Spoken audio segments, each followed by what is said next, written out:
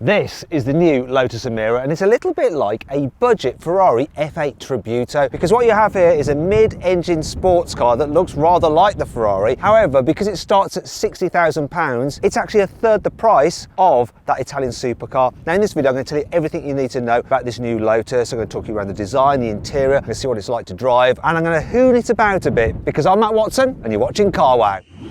Buy, sell, Car Wow.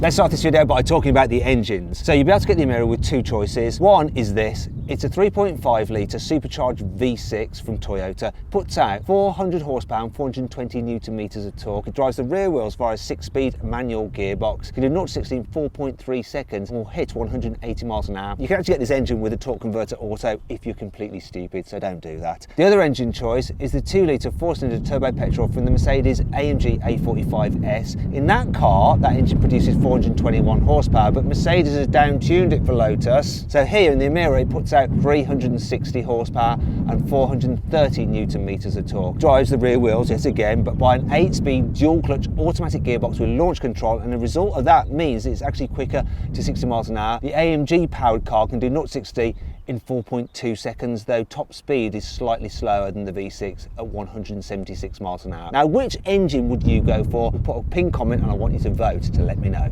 Now I'm going to launch the Emeira to see how quick it is at accelerating. Normally, what I do is measure the 0 to 60 and 70 mile times using my specialist timing gear. But unfortunately, Lotus won't let me do that today here because I'm filming at their test track in Hethel, Norfolk. Maybe that's for another time. Anyway, what I'm going to do is a cheeky little workaround. So I'm going to use this camera here and I'm going to launch the car, and then you can use your stopwatch to measure how quick it is. Now this car is actually a left-hand drive, so it's reading in kilometers an hour. So you need to look out for 0 to 100 kilometers an hour, which is 62 miles an hour, and 0 to 160 kilometers an hour, which is 100 miles an hour. So I'm going to launch it now. Let's see how we go on the bike. Rev it up. Oh, launch is good. Oh, shifts pretty brutal. Oh, that was a good one. Come on, keep going. There we go. Hopefully you know how quick it is from 0 to 60 and 0 to 100 miles an hour. You'll have to rewind the video and time it again if you didn't do it properly. I have no idea myself, I couldn't see. The Lotus Emeira has some pretty big brakes. So you've got 370mm discs at front and 350mm discs at the rear. And compare that to a Porsche Cayman GTS, which has 350mm at the front and 330 at the rear. Both discs are gripped here by 4 piston calipers. Let's try them out. Now let's see how quick this car can stop from 60 miles an hour, but once again, because I'm not allowed to use my specialist timing gear, we're going to have to come up with a workaround. So this is my audio recorder. I'm just going to suspend it from there, and we're going to see exactly how this moves when I brake from 60, see if we can figure out the braking force. Hopefully this will work and it won't break. Well, the car will break, but that won't. So I'm going to get to 100 kilometers an hour, then do a full emergency stop. You'll also be able to say on the speedo how quick it stops from 100 kilometers an hour. There we go. Get to 100. Oh, look at that! Oh, yes! Yes! It stops really good, as illustrated by my specialist audio device. In fact, the speedo couldn't keep up. Unlike many other car companies which have things like adaptive dampers and allow you to alter the settings, Lotus has set up the car exactly how they think it should be. And there's two different setups. There's the Tour version and there's the Sport version. The Sport has slightly stiffer dampers and spring rates. Other than that, everything is passive. You can't alter things. Now the chassis is made out of bonded aluminium and the body panels are composite. The weight is about 1.4 tons, so similar to a Porsche Cayman. What this has that a Porsche Cayman doesn't is hydraulic power steering. There's no e-pass system here, which is good news. Another thing about this car, which the Cayman doesn't have, front double wishbone suspension, which Porsche likes to brag about that it's just introduced on its new GT3. In fact, it's all-round double wishbone suspension, though to be fair, that's exactly the same as on a MX-5. Let's see what this Emeira feels like to drive on track. Lotus's test track, no less. Oh yes. It feels so much like a Lotus. It may be heavier than an Elise or an Exige at 1.4 tons, but it still has that sort of like light deftness to the way it handles, and it's so neutral. The steering is so nice. That's one thing about a hydraulically assisted rack. It's just natural feeling, the way it loads up in the bends.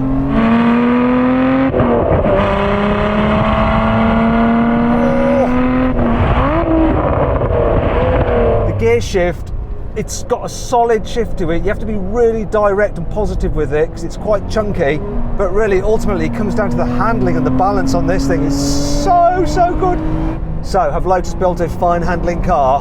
I guess they have. Now let's talk through the design of the Emeera. So the look has been heavily influenced by Lotus's Hyper EV Evija, especially the bonnet design with these vents. But all the vents on this car actually serve a purpose. For instance, those let hot air out from the radiators, and it also lets air escape over the windscreen and the roof to improve aerodynamics. The vents down the side here, smooth airflow over the wheels. Speaking of which, regardless of which version you go for, you get 20-inch alloys as standard, though the design does change. These are the top of the range diamond cut alloys, which you get on the first edition model. You can actually change the colour of your brake calipers. This car also has the black pack, which includes a contrasting black roof. Do you know what? From the side, it really does look like a mini F8 Tributo, doesn't it? If it was in red, it definitely would. Anyway, more vents here. Once again, real, feeding air into the engine. Speaking of which, when you come around to the back, you can look through the glass screen and you've got a powder coated plenum, which is really nice. What's also nice is there's no fake exhaust. These are real, completely real exhaust. Well, actually there's exhaust surrounds, the real exhaust are in there, but still they're quite large. I like the fact that the surrounds have the Lotus triangle just etched into them there. Then there's a diffuser, which is real. It does improve the airflow and aerodynamics of this car. But the best bit about the back of this car, the vents here, where you can actually see the tyre through them. That's just like on the Evija. In fact, if you want to see my video of the Lotus Evija, click on the pop-out banner up there for the link in the description below.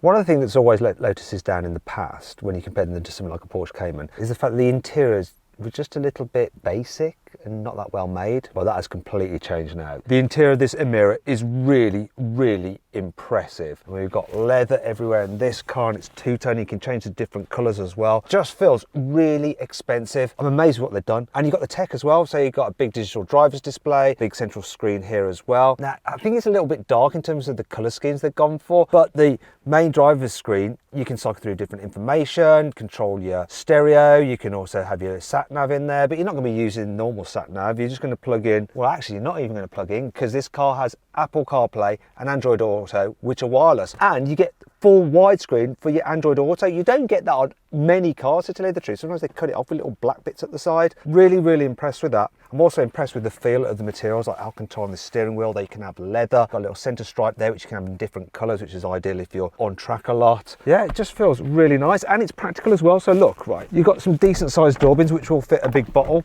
You've got two cup holders here of different depths, depending on what size of coffee you go for, and you can fit the big bottle in there as well. There's place for your mobile phone just under here like that, which is good. Oh, I hit the stereo controls. Speaking of which, you do have physical stereo controls. You don't have to do it through the screen. Neither do you have to do the climate controls through the screen, because you have physical buttons for that as well. And I particularly like this touch. Look, little person there showing where the airflow going. They have a helmet on. How very Lotus. Other things are like, oh, the gear knob.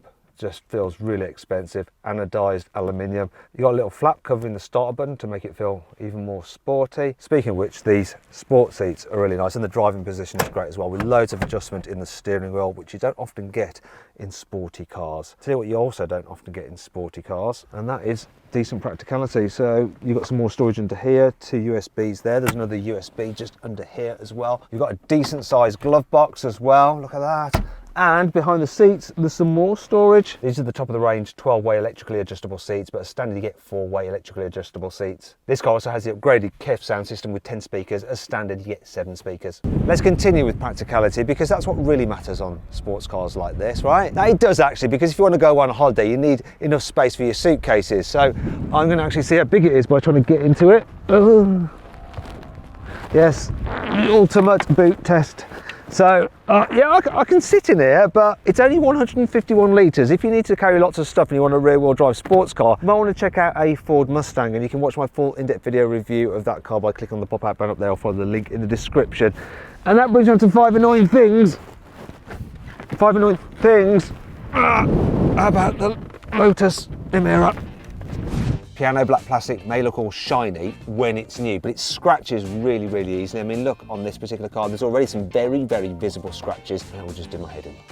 Because this car has a mid-mounted engine, there's nothing under here, which means there's storage space, like on a Porsche Cayman, right? No, there's no storage under here at all, unfortunately. I don't know why, but Lotus hasn't given the driver their own vanity mirror. If you're buying a 2-seater sports car like this, you're probably quite vain. I mean, even the Dacia Duster I came in today has a driver's vanity mirror. What's going on? The location of the reversing camera leaves it quite exposed to road grime, so in the winter that's going to get covered in muck, and because there's no actual inbuilt washing system like you have on some cars, like a Nissan Juke for instance, you're going to have to get out of here and then wipe it with your finger in order to be able to see where you're reversing. A lot of two-seater sports cars get Isofix anchor points on the front passenger seat, but not here, not on the Amira, no.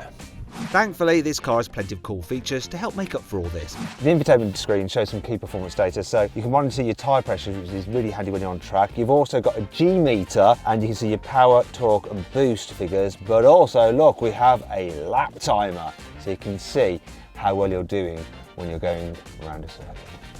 If you go for the sport chassis of the Amira, you can choose between either having the Goodyear Eagle F1 tyres, which are more road biased, or Michelin Pilot Sport Cup 2s, which are more track biased. They're a no cost option. If you're going for the manual version of the Amira, you're clearly a total petrol head, and so you're going to love what they've done with the gear linkage. Look, it's visible. That is so cool, isn't it? You're just going to sit there looking at that and oh. Let's find out if the Lotus Amira has a soft limiter. So go on, start it up. Give me some revs. Oh, what a shame. Actually, there's a way around it. All you have to do is depress the clutch. Now rev it up. Yes. Oh, yes. Oh, thank God for that. You can upgrade this car to have a driver's pack, which includes a torque sensing limited slip rear differential, which is handy if you want to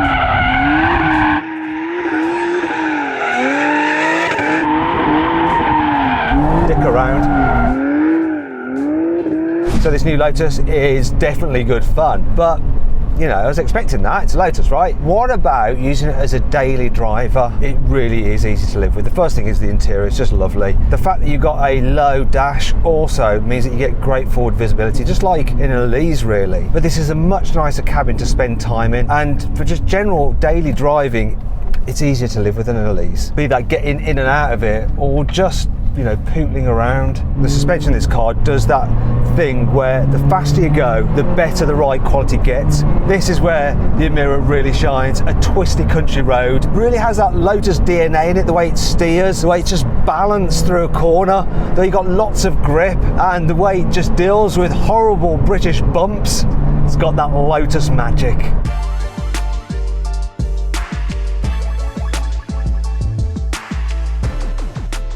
So then what's my final verdict on the new Lotus Amira? Should you avoid it? Should you consider it? Should you shortlist it? Or should you just go right ahead and buy it? Well, I reckon you should shortlist the Amira. It really is bloody lovely. Well done, Lotus. I hope you'll enjoy the video. If you did, give it a like, click on those videos there for some more videos, and on that box there to get a car wow to sell your car. Just upload some photos, give a brief description, and our dealers will bid on your car. Thanks for watching.